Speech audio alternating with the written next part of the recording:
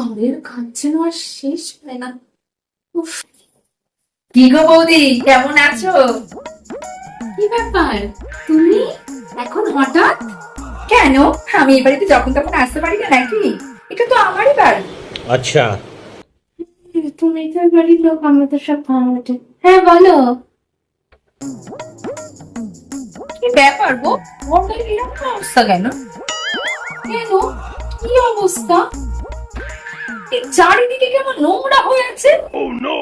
হ্যাঁ, সবই তো পরিষ্কার। ভালো করে তাকিয়ে দেখো, ঘরে কোনায় কোনায় নোংরা। বাবা, ফ্যানটাতেও কি ঝুল পড়েছে।